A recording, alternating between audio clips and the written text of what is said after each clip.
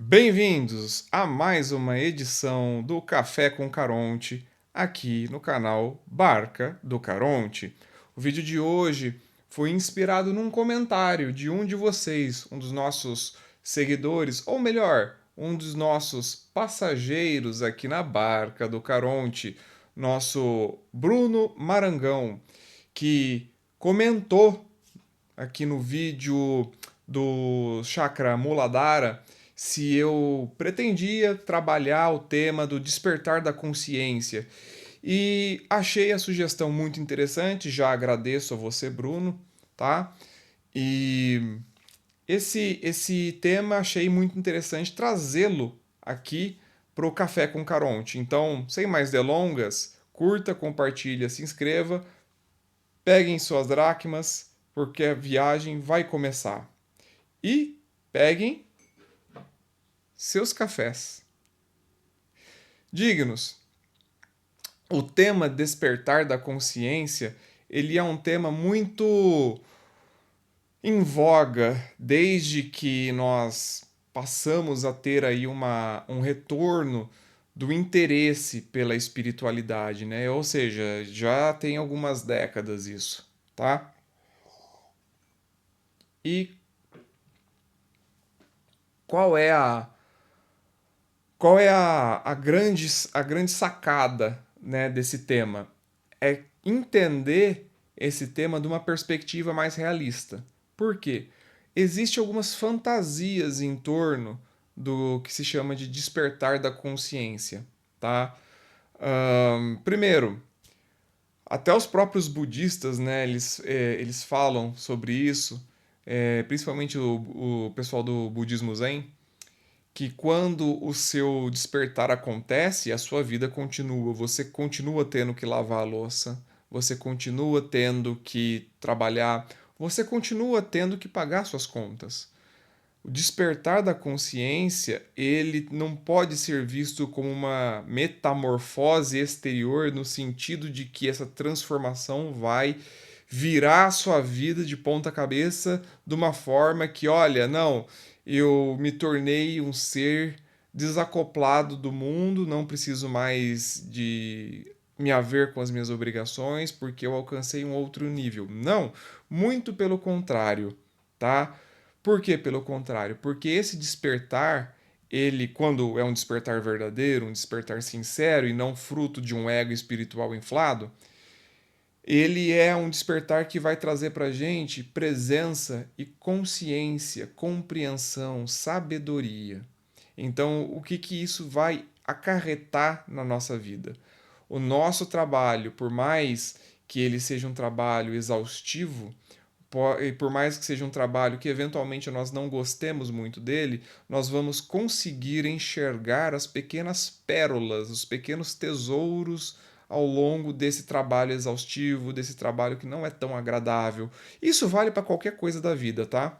Então, nessa perspectiva mística, sempre lembrando, nessa perspectiva mística, essa é uma das consequências do despertar da consciência. Então você enxerga a vida de uma outra forma porque você se tornou uma outra forma de ser e estar no mundo, uma outra forma de atuar no mundo.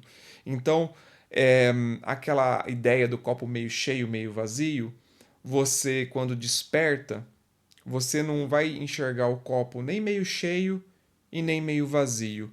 Porque o otimismo também muitas vezes é uma ilusão, assim como o pessimismo. Então a pessoa que desperta, ela não vai enxergar o copo meio cheio ou meio vazio, ela vai enxergar o copo com água. E é isso. O meio cheio ou meio vazio já é um julgamento da mente. É um julgamento do nosso ego. Por isso que uma parte vai interpretar que o copo está meio cheio, outra parte vai interpretar que o copo está meio vazio. Agora, o desperto, ele vê o copo, ele vê o que é. Ele não tem os véus, né? O tal do véu de Maia, véu das ilusões, que no hinduísmo fala, né? Então ele vê aquilo que é, ele vê a verdade. Ele não só vê a verdade, como se torna parte dela. Então essa é a grande sacada, tá? E bom, e como é que a gente desperta, né? Puxa vida, isso é realmente uma boa questão, tá? Geralmente, quem despertou sabe como desperta. O problema é que as experiências místicas, né? E aí, novamente, eu gosto muito do Osho, né? Mestre Osho, ele tem uma série de ensinamentos que eu gosto muito da linha que ele traz. Então, o que, que ele vai falar pra gente? Que determinadas coisas, determinados acontecimentos, eles estão no nível do incognoscível. Então, tentar explicar é perder informação, sabe? Então, tem certas coisas que a gente não consegue explicar.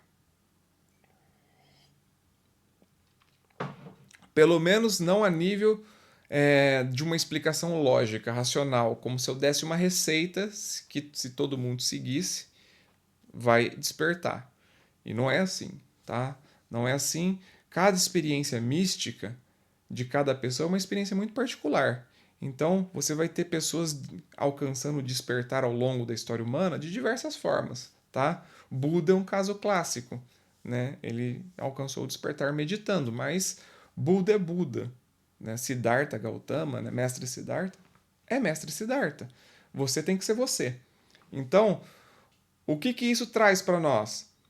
Que o despertar da consciência não é sobre uma metodologia, é um estado de ser, né? E esse estado de ser, ele vem de você. Agora, sim, existem técnicas que são ferramentas, nada mais do que ferramentas que podem auxiliar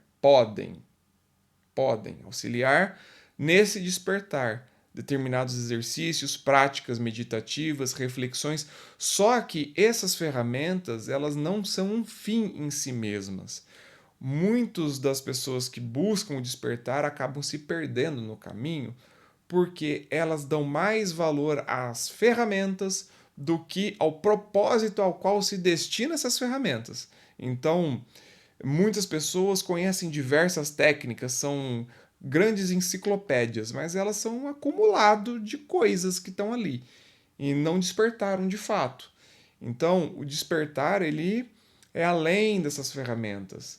As ferramentas elas servem como um auxílio, mas se essas ferramentas não de fato movimentaram algo interno dentro de você, que é o objetivo, né, ao qual elas se destinam, não adianta.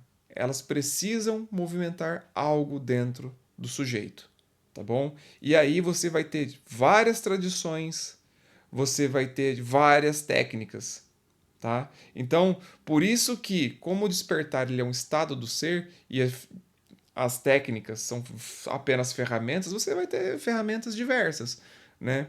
E você vai chegar no mesmo ponto, no despertar. Então, se as ferramentas não fossem meras ferramentas, fossem coisas essenciais para o despertar, nós não haveríamos de ter tantas ferramentas em diversas culturas e tradições. Você, por exemplo, eu dei o exemplo aqui de Siddhartha, né? Gautama, o Buda, mas nós temos despertos dentro da religião católica, né? Diversos santos, por exemplo, São Francisco de Assis era um grande desperto, tá? Então, Santa Teresa d'Ávila era uma desperta. Então, nós temos essas personalidades de outras tradições, tradições ocidentais, por exemplo, entendeu? Então, o despertar ele é um estado, tá bom? Ele é uma frequência, ele é uma oitava na qual se opera. Tá? E quando o indivíduo desperta, é porque ele passou a operar permanentemente nesse estado. Muitas vezes a gente tem vislumbres do despertar. A gente está operando numa frequência mais baixa, mas a gente está numa prática e de repente a gente tem um vislumbre e depois um tempo volta para nossa faixa comum. O despertar não, é quando você sobe nessa faixa e ela se torna a sua sede de trabalho. Então essa é a diferença. Então, outra coisa que a gente não pode confundir. Pessoa que tem vislumbres, visões e tal, não é que ela despertou. Ela pode ter despertado, mas ela pode simplesmente ter acessado uma faixa de operação, de frequência, de vibração, mas depois ela retorna à faixa original dela. Justo? Então, essa é uma outra questão muito importante para a gente ter esse discernimento. Outra coisa que eu acho muito interessante a gente entender é que o despertar se dá em níveis, tá? Você não desperta uma vez. Você desperta várias vezes. Quando a gente fala, né, do despertar com D maiúsculo, né, quando se escreve despertar com D maiúsculo, geralmente se fala do despertar. Quando o sujeito vence Sansara, que é a roda das encarnações, que é o despertar que o Buda teve, por exemplo. Mas o que é um despertar, no final das contas? É quando você. Vamos dar o exemplo mais lúdico, porque eu sou um pouco prolixo demais, eu sou um pouco acadêmico demais, mas vamos dar um exemplo mais lúdico. Quando você passa de nível nesse jogo da vida. Você está jogando um videogame, você passa, seu personagem sobe de nível, ele se torna mais capaz, ele ganha novas habilidades, né? Ele é um personagem mais forte. Então, ele subiu de nível. Esse subir de nível seria uma espécie de despertar, tá certo? Então você vai ter, por exemplo, num jogo, diversos despertares. Seu personagem vai do nível 1 para o nível 2, do nível 2 para o nível 3 e assim sucessivamente, tá? E aí o despertar final com D maiúsculo seria quando ele zera o jogo. Você deu final no jogo. Se o jogo fosse a vida, é como se você tivesse vencido Sansara, Roda das Encarnações. Esse é um exemplo lúdico, tá? Então você vai ter diversos despertares ao longo da vida. Então, vamos pensar que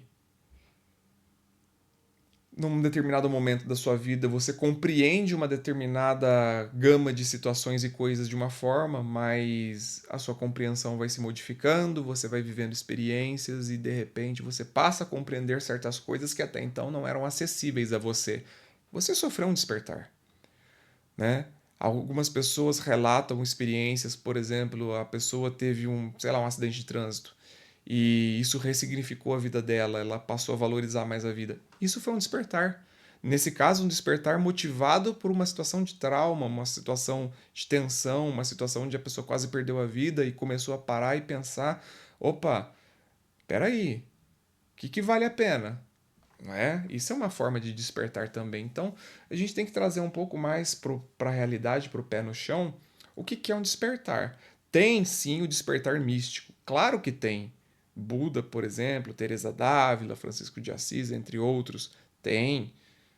Mas mesmo depois desse despertar, a vida continua, o desperto continua vivo, ele não simplesmente, igual no filme do Star Wars, se une com a força e desaparece. Não, ele continua aqui, tá? Enquanto ele tiver que cumprir algo aqui no plano terreno, ele vai, entendeu? A diferença é que agora ele vai ter ferramentas outras, mais eficientes, ele vai ser mais perceptivo, mais capaz, tá bom? Então, o despertar se dá em níveis, nível por nível. E a cada nível que você vai sofrendo despertar, você vai compreendendo mais coisas, tá? E mesmo depois que você tem o despertar com D maiúsculo, né, o espírito, né, em questão continua evoluindo, continua sofrendo outros despertares.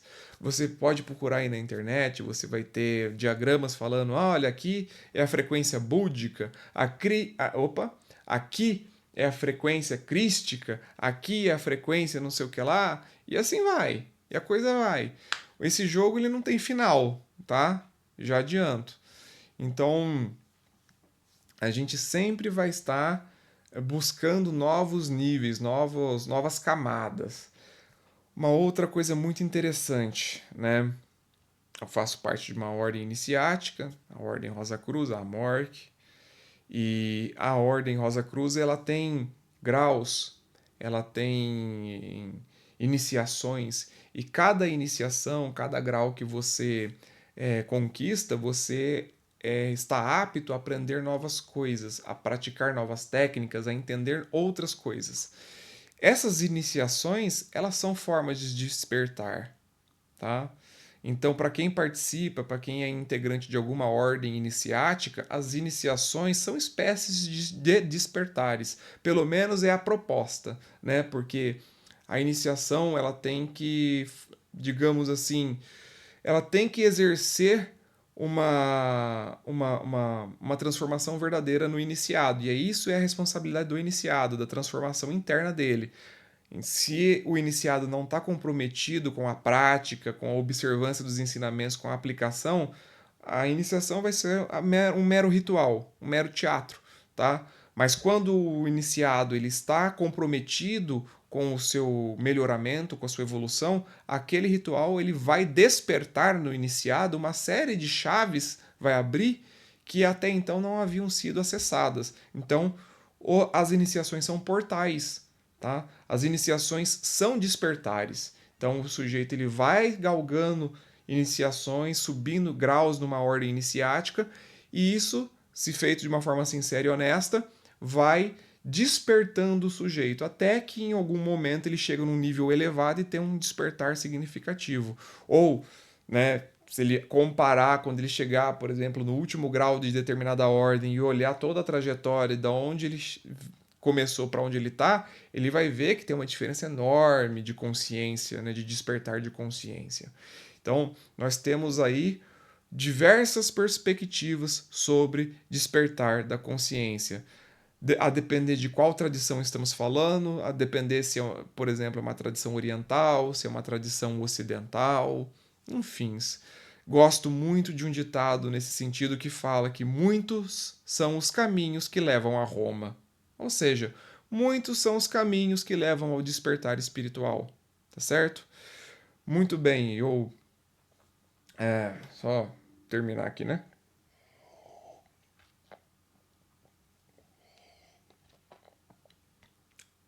Muito bem. Eu vou encerrar por aqui essa nosso bate-papo, né? Essa nossa, entre muitas aspas, conversa de bar. Muito obrigado a todos que estão assistindo. Por favor, curtam, se inscrevam, compartilhem e comentem no vídeo também se vocês concordam, se vocês têm outra visão. Ajude o canal a crescer, ajude o canal a circular informações, outras pessoas podem aprender conosco, nós podemos aprender com as outras pessoas também. Então comentem, tá certo? Então, espero vocês num próximo vídeo. Muito obrigado, um grande abraço a todos e até mais.